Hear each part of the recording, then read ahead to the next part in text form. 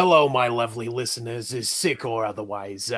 Welcome to Background Noise, where today we're going to be talking about this lovely story we've seen.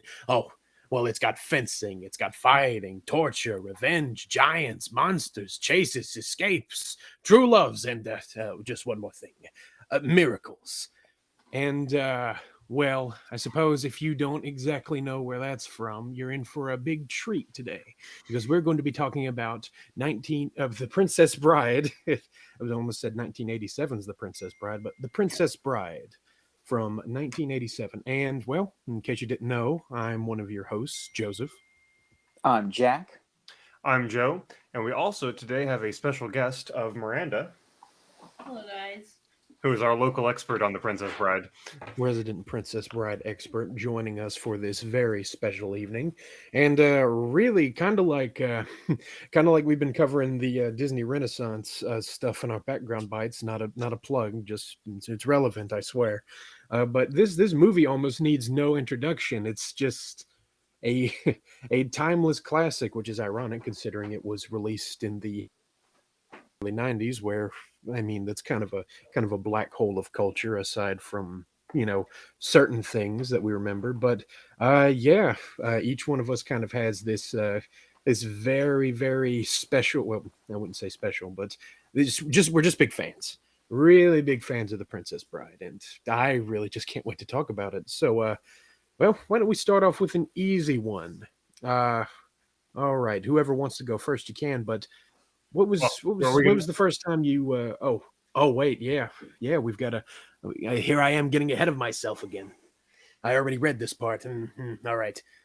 Joe, would you like to summarize this lovely film for us? Yes. All right. So, plot synopsis, relatively short. The framing sequence is that we have a sick boy who he's sick in bed, and his grandpa comes in to read him a story because the grandpa had this story read to him when he was a kid, read it to the boy's dad, and now is reading it to the boy. Is a family tradition sort of thing. And over the course of the movie, we keep cutting back to them, and the boy is like, this is a dumb movie, I don't like it. Or book. This is a dumb book, I don't like it. Oh, do we have to listen to the cussing parts?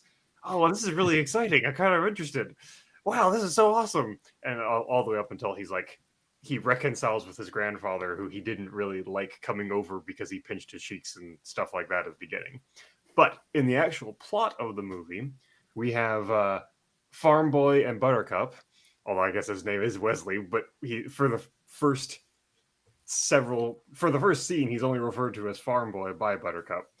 Um, these two are in love. Wesley goes off to seek his fortune because obviously you have to do that if you're a farm boy. You have to go out into the adventuring spaces to get wealthy so you can pay to have a wife. He gets killed by the Dread Pirate Roberts, and then Buttercup is in despair, and then she is picked as the commoner who gets to marry the prince for the 500th anniversary of the kingdom, I believe. Sounds right. I think it's the 500th. Um, Only for her to be kidnapped by a team of miscreants, I guess we'll say, who are going to execute her on enemy soil so that the enemy country is framed for her murder to start a war. She's then rescued by a strange man in a black mask who we definitely don't know who he is, but he can fence better than the fencer. He can fight better than the giant, and he can outsmart the planning guy. I can't think of what the leader. Vizzini? He can outthink the Vizzini. And then he reveals himself to actually be Wesley. He reveals that he has been the Dread Pirate Roberts for the last couple of years, because the Dread Pirate Roberts is a title, not a name. They are recovered by the prince, and this is kind of where you find out explicitly that the prince is evil, and Buttercup, like you kind of know before, but you know explicitly now that he's evil. Wesley is tortured to death. Buttercup has to marry the prince, which she doesn't want to do. But the two of the miscreants revive Wesley. It's okay; he was only mostly dead. With a miracle, bring him into the castle, and then they're able to fight through the guard. They're able to trick the guards fight through a couple of them, and eventually they defeat the prince and they all escape. So that is the broad overview. Obviously, we're going to go into more of it later. Well, yeah, that sounds like a very, very concise sum up there. And, well, it gives us the exact groundwork we need to just talk about our first experiences with the movies. Movie. It's there doesn't need to be movies. Well, Exactly. actually, we'll get into that later too. But anyway, yeah, whoever wants to start us off, let's just talk about the first time you ever saw Princess Bride and, just kind of everything surrounding that. Okay. First time, it had to have been with my family. I know that. That's where funny enough, that's where I've seen most of my films. The first time was with my family when I was a kid. I don't remember, surprisingly, I just remember, the only thing I really remember was just that I loved it. I don't really remember much else, like, anything specific, like, who was watching it, anything as far as the details there. I just remember the first time watching it. It was one I'd seen on my parents' shelf for years, on the DVD shelf, just another film. And then, my dad or mom said, hey, we're finally going to watch it. It's like, great. Finally sat down and watched it and absolutely loved it. And have loved rewatching it over and over again ever since. So I would hazard a guess that I would hazard a guess that my first viewing of it is the latest of anyone's here, considering I didn't see it until I was in high school. I didn't even know that this was a movie that existed until there was a high school. There's actually a band movie night party kind of thing, which you were there for, Miranda. Yes, I'm the one who convinced you to stay and watch it. This is true. I did not understand that it was a great thing until after I watched it, and then afterwards I was like, oh yeah, this was worth watching. This was worth staying up until late in the night in order to watch. So I distinctly remember my first experience because I was like, this can't be that good. Oh, it is that good. A little bit like the grandson there. Yes, actually, remarkably similar. Yep. I was a little bit in the same boat, I think. I wasn't all the way into middle school, I think, but I was like, oh man, I'm getting older. What's this movie here? What's all this sappy stuff in the beginning? It's just like, oh no, this is actually a good movie. Watched it with my folks, and it's been a favorite ever since. In fact, funnily enough, and of course we'll get into more detail as we go on, but funnily enough, this is the thing that got me into reading fantasy books and wrestling. Wrestling? So wrestling. Because Andre the Giant? Professional. Exactly. Nice. It's Fair. I don't care if it's fake. It's Andre the Giant. Come on. But yeah, that's let's see what our special guests like to share. Anything? I also watched it for the first time with my family. We would often do family movie nights where we would put a picnic blanket down in the living room and eat popcorn and cheese slices and apple slices, and that would be dinner and a movie. Big Monty Python fans in our house. I don't know if you guys have discussed that on the podcast, but We need not yet, but we will. that was the setup to watching this movie. Is you remember how funny Monty Python was in The Search for the Holy Grail? This one's like that too. And so it was me, my brother, and my parents, and I loved it. We quote it nonstop. So I mean, it's a very quotable movie. So exactly. I think that is exactly what is one of the main pillars of its appeal.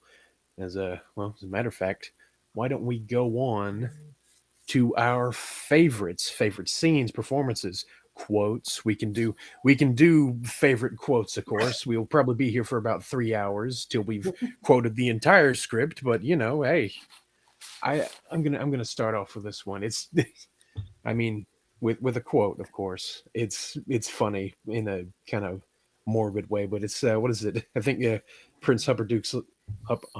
I almost which one is the correct one? I think it's Humperdinck. I think, yeah. I think, because that's the one that Billy Crystal's wife keeps shouting at him. Humperdinck! Humperdinck! I Humperdinck! don't do anything. No, no. But yeah, it's one of Prince Humperdinck's lines just before the Count goes off to do his, torture device thing. It's just like, won't you come down? I know you love seeing the torture sessions, and you're just like, oh, I'm sorry, I've got my wife to murder. I've got a war to plan. I'm just positively swamped. Yeah. It's just one of those, just delivered so dryly, and it works out because it is kind of that Monty Python-esque.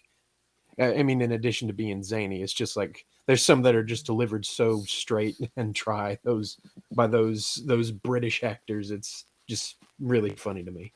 Yes, very dry. It's my turn now, isn't it? Yeah. Let's see. Favorite quote. Trying to avoid the more iconic ones for ones that don't immediately come to mind. One of my absolute favorites is right before they do the sword fight, when Inigo says, "You seem a decent fellow. I hate to kill you," and Wesley says, "You seem a decent fellow. I hate to die." I absolutely love that. And a close second for me when it comes to underrated lines is when Miracle Max is asking the mostly dead Wesley what he has to live for. And of course, Wesley says very clearly true love. And of course, Billy Crystal doesn't want to help him. So he says to Blade. He was likely making a bed that he didn't want to pay. So, Yep. Obviously. I'm not even going to try to pick an underrated one. I think my favorite is when they're leaving Miracle Max's. Have fun storming the castle. Think it'll work? It'd take a miracle. Like the two of them as a couple, like playing off of each other, great. But that quote specifically is the pinnacle of that. Yes. I don't know if I could pick a favorite line, but when I was in high school, I memorized the "To the Pain" monologue for a theater audition, and he's listing off all the body parts that he's going to cut off, and then Prince Humperdinck says, "And then my ears." He says, "No, not your ears. Your ears you keep, your perfect ears, so that every cry of every babe and every scream of every woman that says, 'Dear God, what is that thing?' falls on your perfect ears." It's a pretty great monologue. Roasted. Yeah. I do love Humperdinck's whole shock throughout the entire scene, and then just annoyance, and then it just kind of just goes back and forth. But he goes through the stages of grief, acceptance, and then getting tied up. Ha, I knew it. I knew he is. He's got a sword to his neck. I knew he was fucking. Oh man. Speaking of somebody from that scene, I always thought that. Oh, and I'm gonna butcher his name. I always thought Inigo Montoya was the best performance out of the film. As much as I love Andre the Giant. Mandy Patinkin? Patinkin. Thank you, Jack.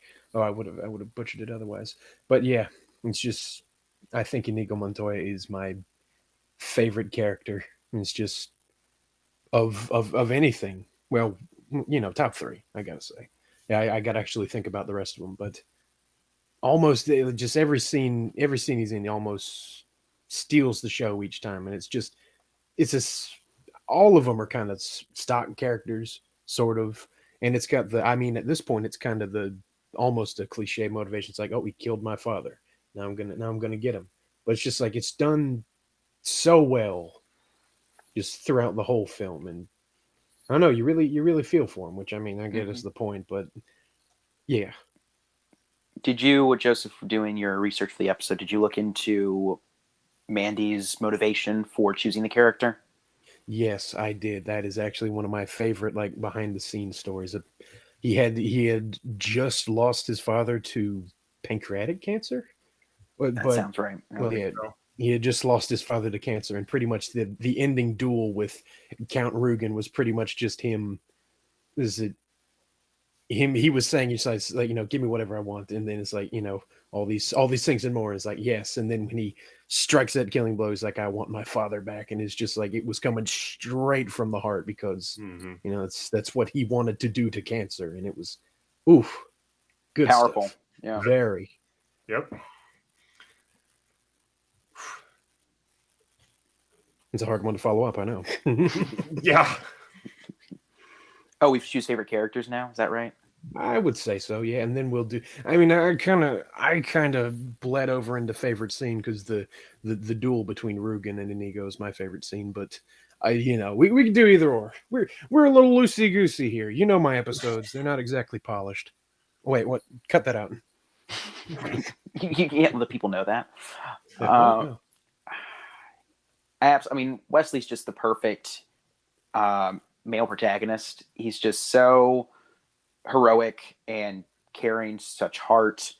Very, very, very easy to write him off as just being, the simple male protagonist who falls in love with the princess. But Wesley is just so much more, and so he's great. And I absolutely love Humperdinck because despite him being a villain and also the greatest hunter of all time, who somehow can smell iocane, he's that good. He is also. He can track on a cloudy day, so obviously he can smell iocane power. Oh, clearly. I never doubted Humperdinck's abilities, but despite being the villain, he is still very much. He's a very civilized villain, and I appreciate that. And Really technically, I mean, he's. No, you're good. He's probably more civilized than Count Rugen because he doesn't even use the machine or anything except to end up turning it to 50. But really, I feel like all the villains are pretty civilized. Like, even Count Rugen, when he's just doing his tests, he's just very calm, and it just makes them more funny, and you like them more because they're not, just straight up evil and menacing and all that. There's just something because they mix their cruelty with being, civilized gentlemen almost. It just works very well. I think if that makes sense. Them. Oh, it does. I also think it helps them, helps make them good villains because, villains that just treat pure evil stuff is like, oh, just another part of the job, just another day. It's like, I don't know. It makes them both. I mean, not relatable, but a better word for relatable, but also just kind of solidifies them as these are tangible threats for our heroes. Right. Well, I mean, Count Rugen, where he's got Wesley strapped to the machine and he's torturing him, and he's like, this is for posterity, so please be honest. As he's taking notes on this person being tortured, and is it not reacting in yes, I've got one, ha ha ha, I love torturing people. No, it's business. Yeah, he is a scientist. He is collecting data. So, okay, this plant is a little bit taller. I guess we need to water the other ones more. And this man is screaming in pain at this many decibels while he's strapped to a machine. I guess that's how much pain this machine inflicts. All right. Interesting. Just ugh. Yeah, it's uncomfortable because they seem to be treating it so mundanely. So. Yes, exactly. But I wouldn't say that Count Rugen is my favorite character. I really related with Count Rugen. It's the 11 fingers. It struck a chord with you. Yeah. But I will say, I mean, I'm going to just because every single character in this movie is great, and so we can say there's this main character, here's that main character, but just a blanket recognition that even all of the minor characters are very well done. You get the sense that this is a world that has personality and character to it. You get the sense that Miracle Max is a real human being that has interests outside of just helping these heroes live their lives. Or the gatekeeper is probably has more going on with his life than just guarding the gate, and he is only intersecting with these people as their stories intersect, as opposed to a lot of stories where here is the token character that fulfills the role because we need him to fulfill this role in order to move the plot forward. So that's my favorite character is all of the side characters. The royal side characters, or the royal we, if you will. Yeah. Fair enough. My favorite character is the kid who's being read to. I really relate to not being able to stop interrupting and giving my opinion. I also remember, don't spit your water out. I remember watching the movie. Setup is it's like Monty Python, like there's gonna be fighting, princess stuff, and it opens as this kid's bedroom with all the baseball stuff. I said, I thought this was a fighting movie. The same way he said it about the book. And my parents are like, just watch it. I think his input just really it gets us there with the story. You are more connected to Wesley and Buttercup's story because he is. Very true. Yeah. I do think that the movie loses something if you don't have the framing sequence. Like if it's just the Princess Bride, where maybe you get some narration with the same voice, but it's just pure story. I think it doesn't hold up as well because you need the interaction between grandfather and grandson as the actual core of what's going on here. And Sure. it makes you feel like you get to be a part of the tradition of enjoying the book. Yep. You got to give the grandfather props for not saying "shut up, kid" once. Okay, he maybe says it once, but like not that abruptly. But you know, It's not like a stop talking over me. It's more like a all right, yeah, you're right. Yeah, Right, all it's right, very- let's go. You're very clever. I think is actually You're very clever. exactly what. yeah, that's it. Yeah. So Uh, All right. Well, I think it's come back to me. It's like I'm kind of in the camp. It's kind of funny. Some of my favorite scenes are front loaded in the.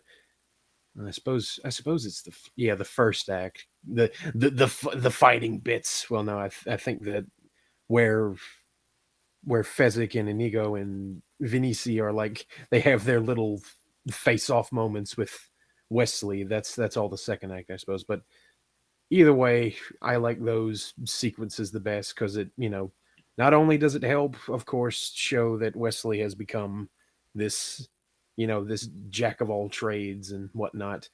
They're all just really funny and cool at the same time. It's just simple as it's like there's funny bits, there's good choreographed bits. It's perfect, and of course there's the face off with Fezzik is great because Andre the Giant's just putting his heart into it. It's I think my second favorite line is probably just after Vinici says, when he comes around the corner, hit him with the rock. He's like, my way's not very sportsmanlike.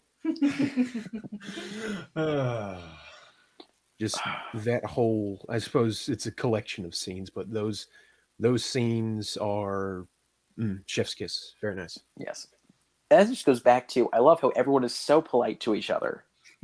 It's just such a treat to watch. yeah.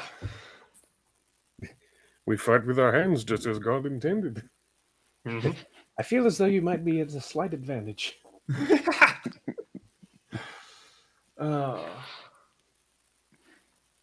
Yep. Jack, you're up next. Oh, we're still doing great scenes that we're doing. Yes. Well, I mean, obviously the fight scene with Inigo and Wesley was great. So you already highlighted on that, Joseph. That's just still one of the greatest sword Feel free fight to go scenes. into detail, though. I did a brief one. I was very interested in looking into just sort of the history behind it. They prepared for a month to do that fight scene, and they did it all themselves. It's crazy. They didn't. Apparently, Rob Reiner, who directed the film, was very specific. He didn't want to use any doubles or, what was it? Stuntmen? Stunt doubles, body doubles, whatever. He didn't want to use any sort of that. He wanted to be as real and legitimate as possible. So that's pretty cool, and it really shows because you have both Mandy Patinkin and Curiel was learning their parts and learning each other's parts for safety reasons. So that way, if they both know what each other's going to do, it's a lot less likely that somebody's going to get hurt. So obviously it's harder work, but it makes a lot of sense filming wise, and probably also saves you a bit of money too, because you're not having to pay for these other people to do stuff. The only stunt that I know of that Curiel didn't do was that roll down the mountain when he's yelling "as you wish." That definitely was not him. He's very thankful for that. But yeah, it's amazing that they did that themselves, and just it holds up so well. I think the only other thing they mentioned that they didn't do aside from Kirios rolling down the hill is that flip that he does when he's hanging on like the pole. Mhm. That was, I think, some other stunt double. But if he had done it, I would have believed it. So That Yeah. does make sense. That's the one thing that I was gonna point out. Normally we talk about like, oh, little goofs and stuff. If it's like, I like finding obvious stunt doubles sometimes, and you can really tell when they're both rolling down the hill. Okay, those are not them. It's very clear. But that's the one thing that Part of the was charm of the movie. exactly. Yep. Well, I will say, I guess I'll pick the third of the three fights because we kind of, Joseph said Fezzik, Jack said with Inigo. So I do really like the scene with Vizzini because that is something that I've gained more from watching it each time I've watched it. Because like the first time I was like trying to figure out the trick myself. So I was trying to figure it out and I didn't get some time. And then the second time I was like, oh, I knew what was happening, and so I was enjoying the fact that I knew that Wesley was tricking him. But then I think this most recent watch, I realized that Vizzini is being clever because the whole reason he's talking is to try to trick Wesley into giving something up, and then he realizes he can't, and so he's like, "Oh, I'll distract him and mess things up." So he is being clever. He's trying to sound more clever by talking about a bunch of stuff that doesn't matter, but he's not as smart as he thinks he is. Obviously, that's part of the first half of the movie is that he's not as smart as he thinks he is, but he is at least being clever. And so, like the fact that I've gotten more out of that scene each time I watched it, which is true for the rest of the movie, but that one in particular stands out. Sure. So,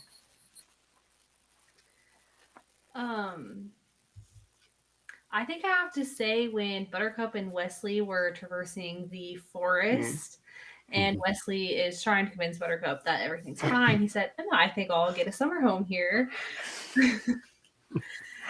Ruins of unusual size, I don't believe they exist. And then immediately gets attacked. yep. That whole scene of going through the forest and surviving, and also explaining that he is the Dread Pirate Roberts. Just very good. A lot of good lines in there. And you would think it would be boring, a lot of just walking through, but they choreographed it very well. Mm-hmm. And with each event happening or just having to hack through. Good one. Yeah. Yeah. And that's where you learn that Wesley is definitely more of the optimist and Buttercup's more the pessimist. Yeah. Yeah. Still in the throes of grief, I see. Well, this moves on to unless there's some more standouts. This opening the floor to just any other standouts. I mean, we could be here all night, of course, but still, if we got a few more afterwards, we're gonna move on to our quiz bowl. Ooh, Fantastic. Mm-hmm. All right. Where the points are made up and the trivia doesn't matter. That's right. It's my favorite type of quiz. Yeah. Joe, I'm going to need you to get on stage and all right. Well, this first segment actually comes from a wonderful viewer at home, a nice young man named named Jack. He suggested it in the comments section of this Spotify podcast. Actually, it's funny really how that works. But anyway, this is called "Who Said It," and it's going to be some lines from the film, of course, very quotable film as we've said before. But some of these are a little bit obscure. Some of them are slightly, I'm not going to say worded slightly incorrectly. If it is worded slightly incorrectly, it's because I copied it down wrong. But still, there's going to be 5 quotes. We're gonna ring in on the honor system. You're going to say your name for it, and if you get it right, you get a point. If you don't, of course, we'll open it up to the rest of our lovely contestants. Why don't we start now? All right. Our first quote is a drum roll.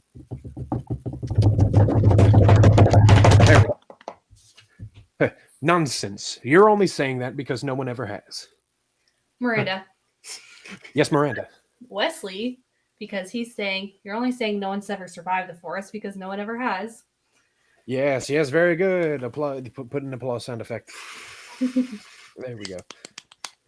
All right. Line number 2, lovely contestants. I don't suppose you could speed things up a bit. Miranda. Ooh, very Almost had close, it. Joe, but Miranda rang in just in time. Miranda? It's Inigo. He's trying to get Wesley to climb up the sheer cliff faster. That is true. That's And I'll right. be fair. Vanity, right? I'm gonna Yes. say I fell down on that one a little. It's actually the quote copied itself says "I don't suppose," so it's like, yeah, who else could it be? But anyway, Yeah. number 3. All right, we'll never succeed. We may as well die here. Jack, Yes, Jack. Buttercup. In Correct, yes. In the forest, because she thinks they're going to die there. Oh yes, Yeah. very good. Funny enough. Yeah. Who would have thought?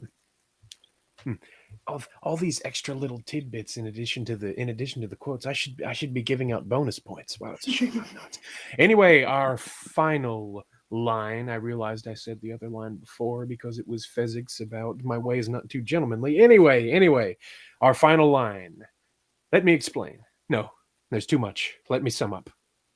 Joe, Yes, Joe. that was an ego. When Very he good, was very wait, right after, because we have to do the when the scene is, right? Isn't Mhm. that is on the parapet just after Wesley is revived from the miracle pill? Yes, very good. Yeah, and that is all for who guessed the quote today. Very good contestants. I hope you were keeping track of the points you got because I sure didn't. Now, I win. that is true. Probably. That's appropriate since you're the local expert. So. I'll accept it. I'll allow it. Very good. Very good. Now, let's see. We can do. Let's see. The next segments can be interchangeable, but this is a multiple choice segment. I'm going to get a guess from each contestant, of course. The first one I'm calling is the inconceivable count. How many times is the word inconceivable said in this film? A, 3, B, 4, C, 5, or D, 6? I'm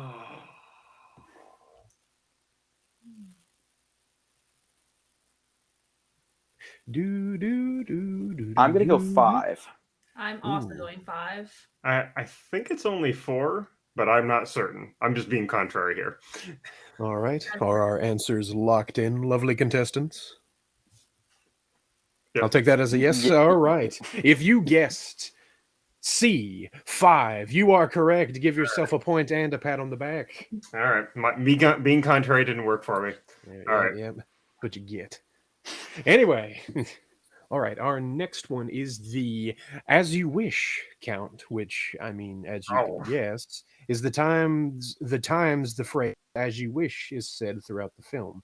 Now, this isn't a trick question. This is total times, we're not splitting between worlds or whatever. Like, I'm not going to make you, oh, no, the grandpa said it 7 times or yada, yada. Anyway, is it A, 5, B, 7, C, 9, or D, 10?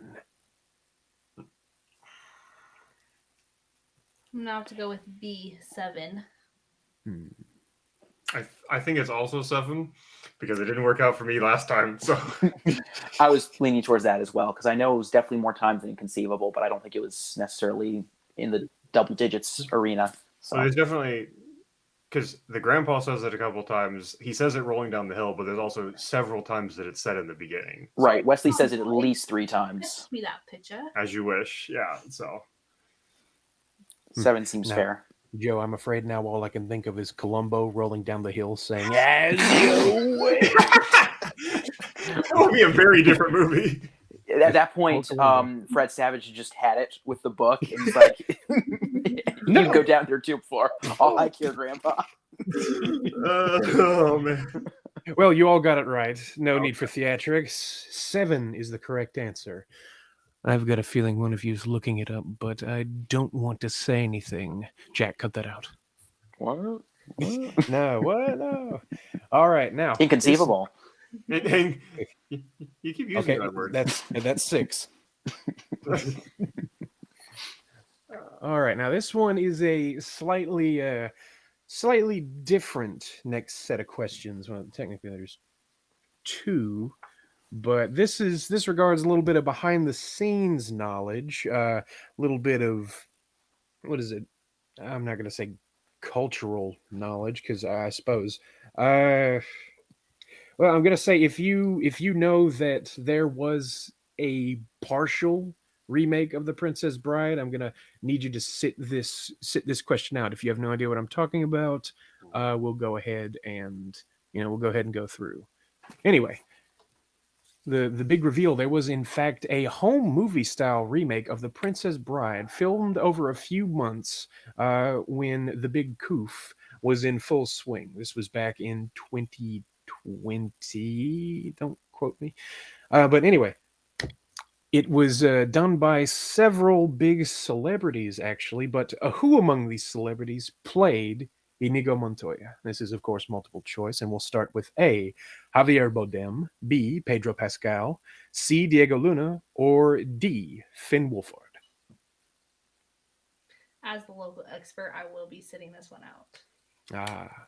And I know the answers to a couple as well because I started it but didn't finish it. So Up to you, Joe. I fun, Joe. have no Do idea. it, Joe. I'm just gonna randomly guess Pedro Pascal, but I have no idea, honestly.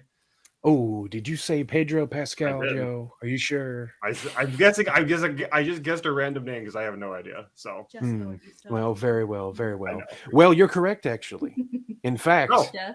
they're all correct. I No. figured. Yes, Interesting. yes, that's right. It was, in fact, this style was filmed like each segment of the film, almost like every scene had a different set of actors playing these different characters. And in fact, Javier Bardem did indeed play it. Pedro Pascal was near the beginning. I'll be honest, I didn't go through most of it, but I think Diego Luna and Finn Wolfhard were near the third act. But either way, every single character had multiple players, and even some of the directors were kind of involved. In fact, well, the person who directed it was in fact a background noise veteran topic. Was it Jason Reitman? who we Oh, that's right. covered, Yep, in Ghostbusters Afterlife. That's right. Yeah. So the more you know. The more And- you know. Yep. Rainbow sound effect. We really got to get sound effects. I feel like this is the world's saddest radio show when I'm when I'm hosting this. Get me the xylophone. Anyway, speaking of sound effects done with various instruments and instruments being used in medieval times, that was a bad transition. For a medieval fairy tale featuring a lot of British actors, surprisingly, only one of the actors in The Princess Bride, this is the original one now, was the ancestor of a British noble. Which character did they play? Don't worry, I'm not going to make you guess the actor's name. Okay. What? Hold on. Repeat the question for me. Let's see. Okay. One of the actors for The Princess Bride was actually the ancestor of a British noble and a native of Britain. Which character did this actor play? Prince Humperdinck? Well, I say actor in the neutral term because we've got some males and females in the list. Prince Humperdinck, Buttercup, the clergyman, Count Rugen, or the Queen. Okay, so one of the actors is the ancestor of real life British royalty, and it's one of those characters. Okay. Hmm. Rugen, Prince, the Queen. I saved the best for last. This is gonna destroy your feeble minds, and only I know the answer. Unless our local expert knows. I recall learning this watching the bonus credits. Oh, okay. Ooh. Yes, I'm a completionist. I'll watch everything that they allow me. No side quest is left unturned. Ah, okay. 100% of The Princess Bride. I should have known. I should have come prepared. I should have just made something up. I'm gonna go with Buttercup. Robin Wright. I was also thinking Buttercup, so if Jack thinks it, I'm going to agree with him. Very well. You've both locked in Robin Wright as Buttercup, and both of you are wrong! Oh, okay. Wrong! Completely wrong! It is actually Count Rugen. Yep. That was my second guess. That's gonna be my Yeah, second interesting. guess. That was a good one. That was a good one. Well, thank you all for playing this lovely quiz show. It's not like you had much of a choice, but well, of course, we'll see you next time I host one of these when I come up with more horrible trivia. But anyway, this is also going to lead into one of our last segments that I would bring up. It's kind of funny that I bring up the remake, which I mean, for those of us who have seen it, it's not necessarily bad, but it's funny that they would try to remake a movie as timeless as this. And I've said before, it's funny that a movie that came out in 1987 would have the quality of being timeless. I just want to kind of ask everybody, what to you makes this movie timeless? That's a good question. We'll start with you, Jack, because might as well. Might as well. First thing that comes to mind as far as it being timeless is first off, it has everything. It has everything. It's got, I mean, you did the whole monologue at the beginning, Joseph, of everything that it has, miracles, true love, sword fight. It has everything. It's the complete package on that end. And on top of that, it feels very much like it has the structure of a very traditional story, like a classic fairy tale almost. So, because fairy tales have become very timeless, because of it feeling like a fairy tale, I feel like that helps very much with that, with the timelessness of it, with it having sort of that quality, if that makes sense. But the thing is, it's not just a straightforward fairy tale. On top of that, it has things like the dry humor, the excellent choreography. It's a fairy tale and more. Mm-hmm. And so I feel like that's really what makes it stand out. And it's kind of funny because of it has everything. They really weren't sure how to market the film when it was released. That's why it did fine at the box office, but didn't do great. It was only when it started doing home release on VHS and DVD that people would see the cover, read the back, or whatever, just, at random, pick something at your local Blockbuster or something. And they're like, hey, let's give it a go. And they loved it because the marketing team didn't know how to market it, but if you're willing to give it a try, then you absolutely love it. I don't really know where I was going with that, but I think that just adds to the effect that it has everything. So it's really not made for a specific audience or anything. It's made for everybody because it has everything. I would say that was a good one. Yeah. Yep. I agree with everything that you said there about it being a fairy tale and more.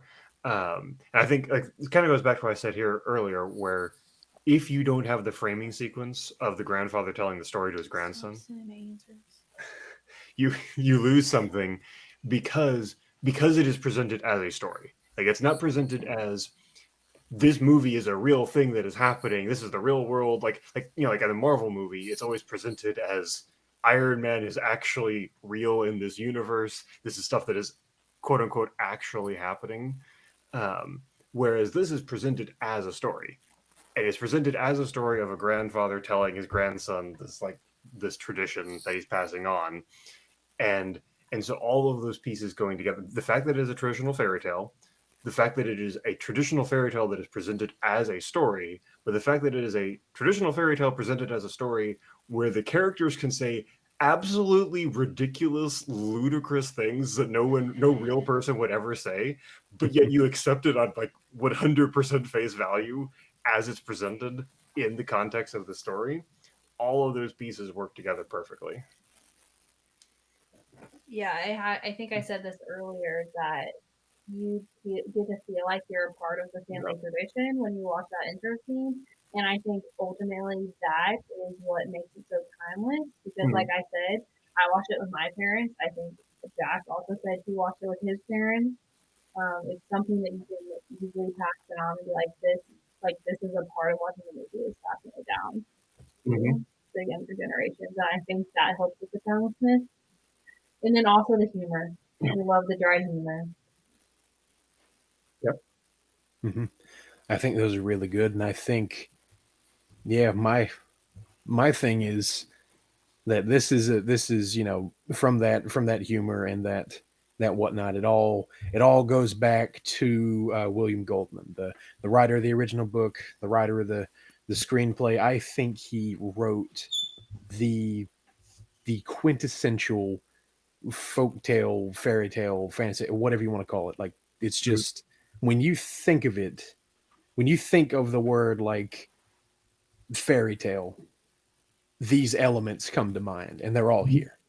Like, even when it comes to the characters as well, just the Riding off yeah, on a white horse at the end of the movie. Yep. exactly. And it's almost to a point where it's like it's so perfect, it's almost satirical. And well, I think the best thing about any satire is that for someone to pull it off, you need to know what you're writing about. You need to know that, oh, this is a convention of this. Isn't that kind of funny? And instead of just saying, oh, we're riding off on our white horse, isn't that funny? Wink wink, looks at camera. Yeah. It's like, you fully acknowledge that, but then you just do it right.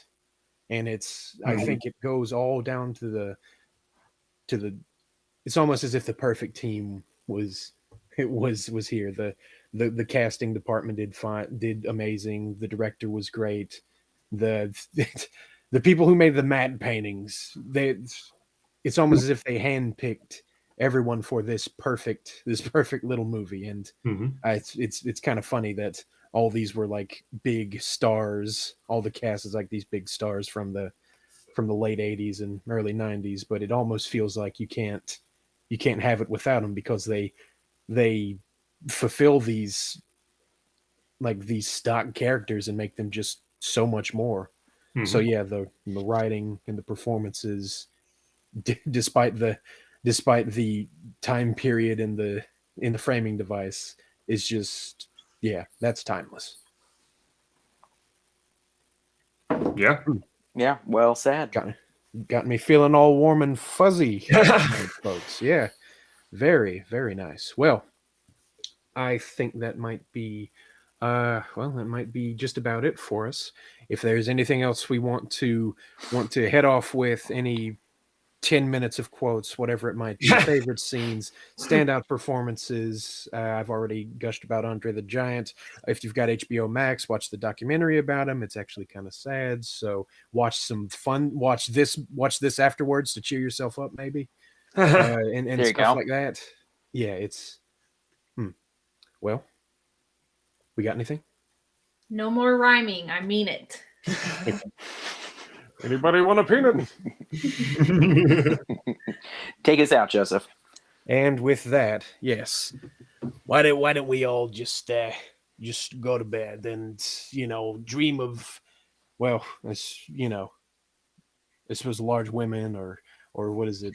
Gold, I don't know, other things like that. Insert movie reference. Anyway, thank you for joining us this week, ladies and gentlemen and germs. We have been your hosts, and this has been Background Noise, an inconceivable podcast.